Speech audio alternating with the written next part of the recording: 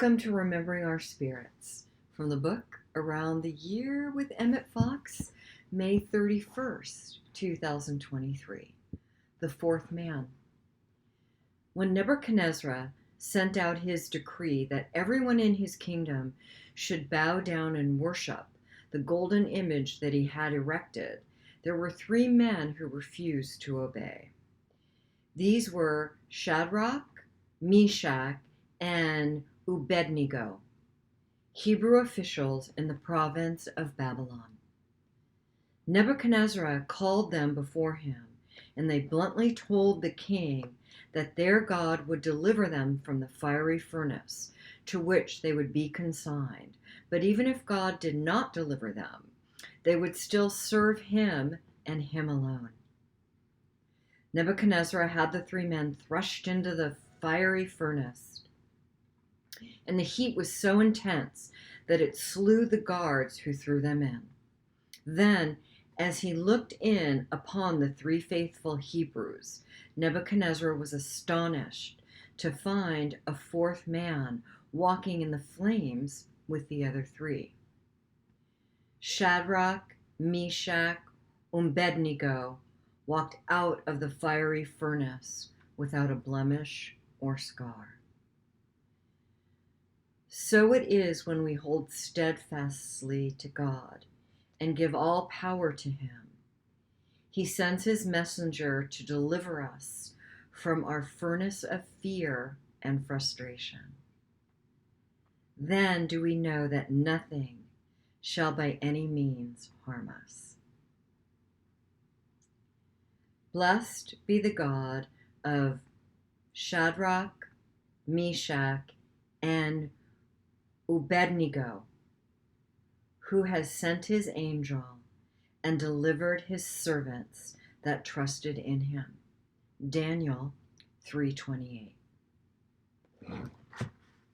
I really like that term, furnace of fear, because when I'm afraid, that's how it feels, and I really dislike it.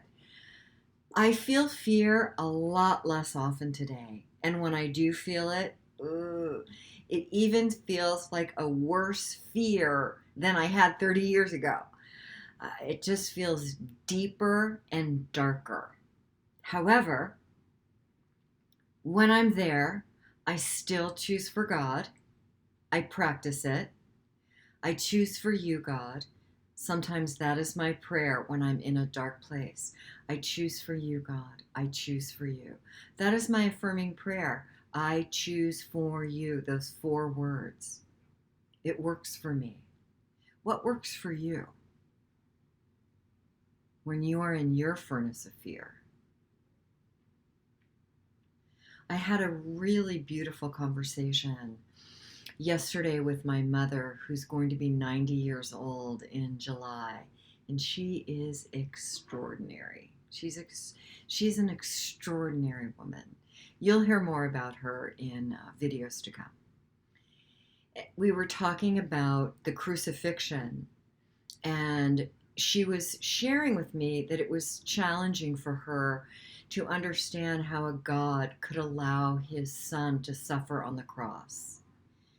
And I really listened to her and acknowledged that I heard what she was saying. And then I got to share with her that my focus is not on the crucifixion and never has it been.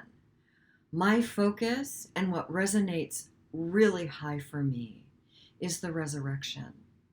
Because the whole point of all of that to me was for Jesus to show us that who we truly are never dies. That the spirit within us that is love is infinite and eternal, and no matter how much suffering we may experience in these human bodies within this 5 senses world, although my nephew Robert says we have more than 5 senses. Thank you, Robert.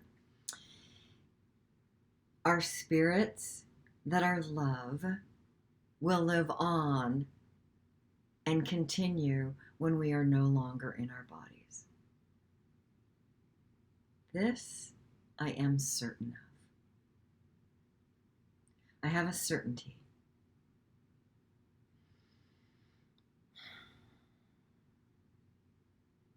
As always, take and keep and apply what resonates for you.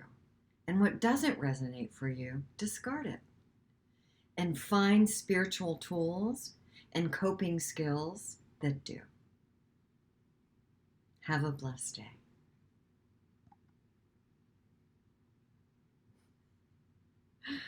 Wicked, wicked, wicked like it when I struggle with stopping videos.